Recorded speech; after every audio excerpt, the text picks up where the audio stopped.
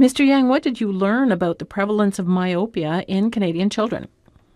So our team at CORE looked at the prevalence of nearsightedness in children, and overall it was about 18%. There were two age groups that was looked at in this study. In the 6 to 8-year-olds, it was 6%, and in the age group of 11 to 13, close to 30% were nearsighted.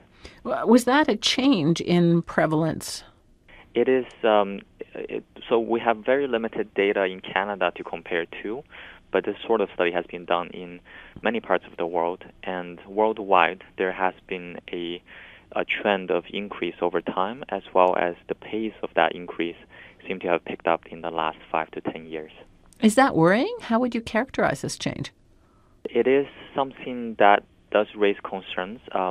With nearsightedness, it's not only that there's blurry vision in the distance, but also in the long run with high prescriptions, especially those above -6, that increase the risk of retinal detachments and glaucoma and the number of retinal degenerations later on in life. And to be able to prevent those things from damaging vision, it's important to intervene early to control the myopia. How bad can it be? Can people go blind? It's definitely possible. So with low amounts, the vision can be easily corrected with glasses. But once it reaches those high levels, it's physically stretching the retina and stretching parts of the eye, and that significantly raises the risk of serious eye diseases, especially in later years. And yes, it's possible to have significant vision loss from this. Do we know why the prevalence is increasing? There's a number of things that's been looked at. We don't know exactly why yet, and there's lots of active research on this. We, in this case, looked at a number of factors, including looking at screen, looking at tablets, or the number of hours the children spend reading, as well as how much hours they spend outdoors.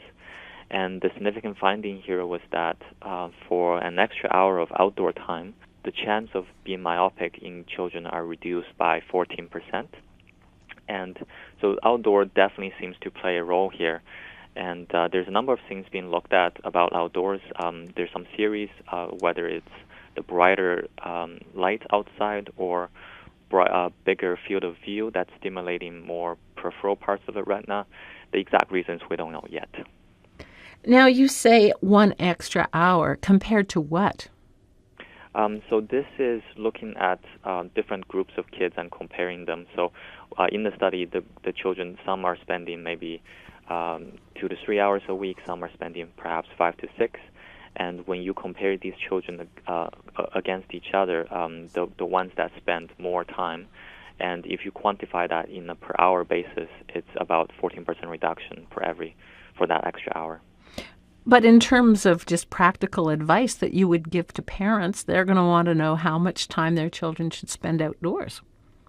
So we would recommend at least 1 hour a day, and there's a number of things being sort of recommended from other studies as well in terms of limiting screen time. And for children under 4-year-old, the recommendation is to less than half an hour or avoid screen time altogether. And per day? Yes, per day. Mm-hmm. And for those in their school years, try to limit the screen time to at most 1 hour a day. And from limiting that screen use, it's basically at the same time encouraging them to go outside more and play outside in the brighter light, better lighting. Yeah, that's going to be tough, though, because children really are indoors. I guess it becomes a lifestyle question. It is one of those things parents ask quite a bit during exams now, because a lot of their homework is done on computers, on laptops, and they do message each other on the phones. It is quite a change compared to, let's say, 10, 20 years ago, where smartphones were not sort of a household device. So it is going to be tough to manage that. And should parents also step up eye exams for their children? How often should they have those? One of the findings in the study, and we were quite a bit surprised about it, was that about 30% of the children studied who are nearsighted or not currently corrected with glasses or any other forms of correction. And that indicated to us there is still a gap in terms of having that routine eye exam and it's perhaps maybe the children are not reporting that they're not seeing well to their parents, and that's a lost opportunity for the parents to bring them in and have their eyes checked. The current recommendation is for children under age 19 have a yearly eye exam, and that very first eye exam should start at when they're 6 months old. Thank you so much for this. No, thank you for having me.